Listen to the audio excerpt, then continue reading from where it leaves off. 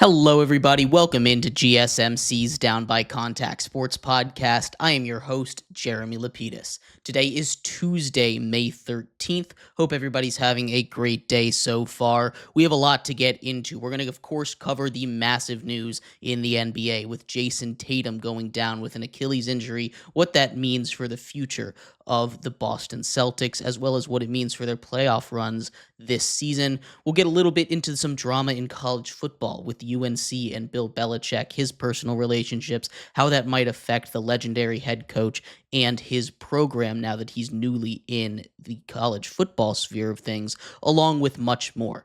We have today joining us Jake, a co-host here at GSMC. He does the college football podcast here with us. But before we get into him, remember, if you would like to be an even bigger part of the show than you already are, all you need to do is go to gsmcpodcast.net. Or if you're on YouTube, you can use that super chat feature. If you do either of those two things, a message should pop up on the bottom of the screen for you, me, and everybody else around the world to see. If you have a burning question about sports, anything at all that you would like to ask, go ahead and throw that in the comments. Throw it in the chat. I will get to it as soon as I possibly can. I appreciate everybody so much for sticking around, talking some sports with me here on a beautiful Tuesday, May 13th. But like I was saying, we do have special guest Jake in here with us today. How are you doing today, Jake? Doing great, Jeremy. Excited to be here. Let's talk some more sports. Yeah, absolutely. We're going to start off with probably the big story from around the entire sportosphere today, that being Jayson Tatum. Jayson Tatum, of course, superstar for the Boston Celtics, the reigning champions in the NBA. Jayson Tatum goes down with a scary injury, a right Achilles injury, where he's already had surgery take place. This is going to affect the Celtics not just in the short term, down 3-1 in a series without your superstar that was putting in a tremendous game, but also in the long term. We don't know how he's going to come back from this. He's going to miss all of next season, potentially a playoff run next season if the Celtics were to make it that far. This is an injury that timeline is probably around a year. What does it look like for the Celtics without Jayson Tatum the rest of the way, and more on down the line for the Celtics, you think? Yeah, this was already kind of a critical point of the Celtics organization in this 2025 season. Um, Going into next year, if they keep this entire roster together, this is going to be a team that's going to cost them almost $500 million in terms of salary, luxury tax. So this was already kind of a crucial juncture for the Celtics before the Tatum injury. Now you add this on, it really kind of murkies the waters around their long-term plans, I think. You have to call into question whether Drew Holiday is going to be back, whether Kristaps Porzingis will be back. Could they move off of Derek White? This team could look a lot different than we've seen previously. I don't know if they're going to be able to keep this iteration of the Celtics together. Then you add Jayson Tatum's injury on top of that. This is a really tough point for the Celtics right now, and something that they're going to have to address in the offseason, in the long term, for the future of this franchise, for its direction. What will they do with that kind of core group that's really expensive to keep together right now? They're probably going to have to move off of somebody. Not really sure who yet, though. I think that's going to be one of the big question marks around this team. Right, and you bring up the point that they're going to have to move off of people. There's a new ownership group in Boston. The old ownership group sold simply because this team was going to get way, way too expensive, right? You talk about a team that's going to cost $500 million. Right now, the Suns have the most expensive team ever, and they're sitting at about $240 million for that roster. You're looking at doubling that. And that's what happens when you build a super strong team like the Boston Celtics have in a league where they're trying to avoid these super teams from being built. This was the last kind of go around for the Celtics to have that full roster. You assume that Kristaps Porzingis, who even if he does stay, only has 1 year left on his contract, never going to play another game, I should say, with Jayson Tatum again, right? Jaylen Brown, the Finals MVP, you have to keep around. You have to build around your duo. Not only are you not going to move off Jayson Tatum, who's a top 5 player in the NBA, you can't right now because he's injured. So that leaves a couple of expendable pieces for the Celtics as we move on into the future here. You're looking at, of course, Derek White is someone that is kind of on the fringe. Al Hortford's a little bit older. His contract runs out. Not sure how or if they're going to be able to keep him. We brought up Kristaps. Drew Holiday is another name that I think is really interesting that could be traded again. He, of course, came here over from the Bucks, a Bucks team that won a championship with him. He's getting a little bit older. There's a couple more expendable pieces over there when it comes to trade pieces for Boston, but it's going to be real tough for Boston. That's not to say that they're going to be a bad team going forward, because they're still going to have probably the best or one of the best duos in all of the NBA with Jaylen Brown and Jayson Tatum. But you also don't know how Jayson Tatum's going to come back from an Achilles injury. An Achilles injury can be lethal for athletes, right? Obviously, it's no longer a death sentence like it used to be in the 1980s and the 70s and even a little bit into the 90s. But this is one where athletes don't generally come back the same. Uh, Damian Lillard suffered this injury earlier on, and I'm not sure he's ever really going to play a meaningful game of basketball ever again. His game at his age, I don't know if he'll really be able to recover fully. But Jayson Tatum, I still think has a little bit left in the tank. I've seen people call doomsday scenarios saying that Jayson Tatum will never be the same again. He's never going to get back to the peak of scoring 42 in a must-win playoff game on the road. What do you think his future looks like, Jayson Tatum in specific, away from the Celtics? Yeah, I don't know if I completely agree with the idea that he's never going to come back at the same type or quality of player that he has been. This is a guy that at his peak, and he really kind of seemed like he was starting to hit that peak this year. This is a guy that's a top 10 player in the NBA. And I think his youth will also be a factor here.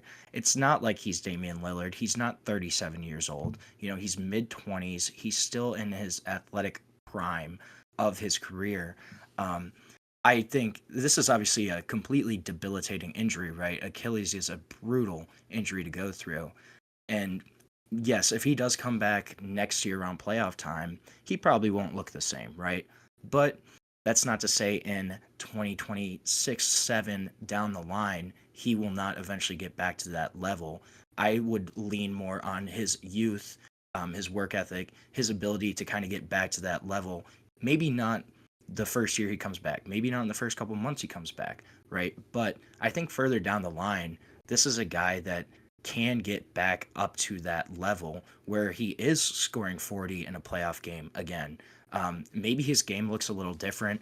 Maybe he focuses more on fundamentals, technique, that kind of stuff, compared to leaning on athleticism. But this is a guy that never really fully was leaning into as athleticism as a player. He's always been a skill based guy.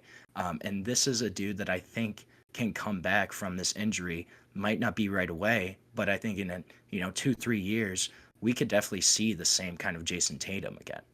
Yeah, for sure. You definitely could see that kind of Jayson Tatum again, but bringing it a little more to the current state of the Celtics. Down 3-1 against the Knicks here, a Knicks team that has come down from 20 points now 3 times this series.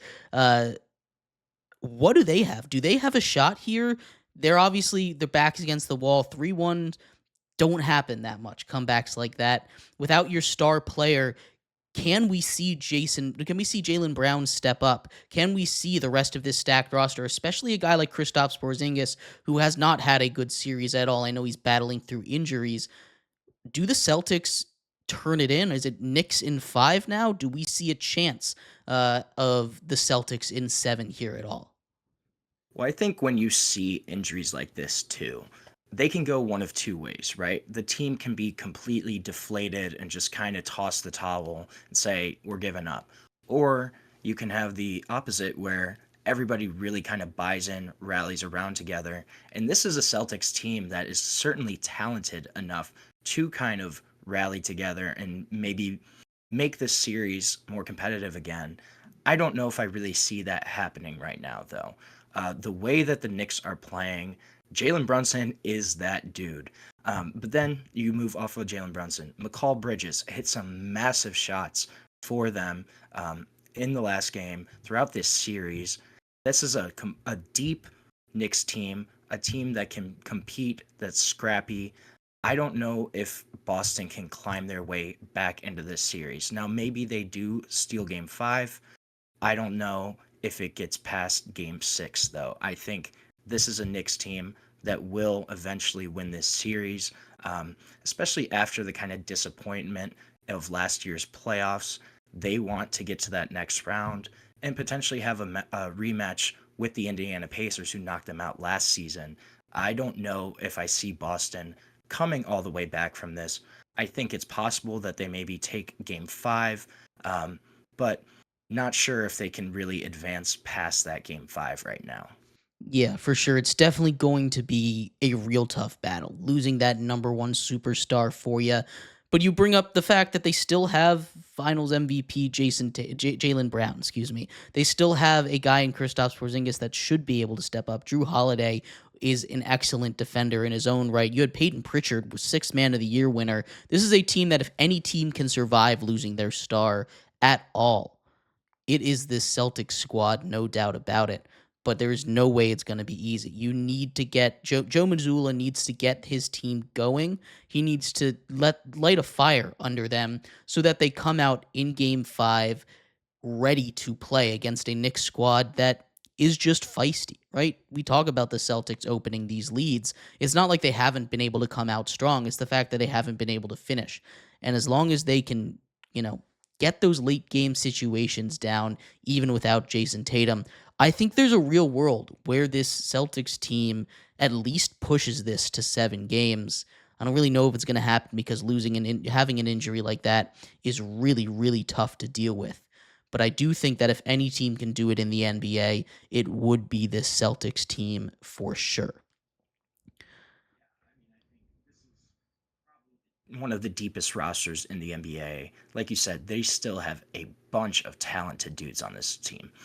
Jaylen Brown, Porzingis, Drew Holiday, Derek White, Peyton Pritchard.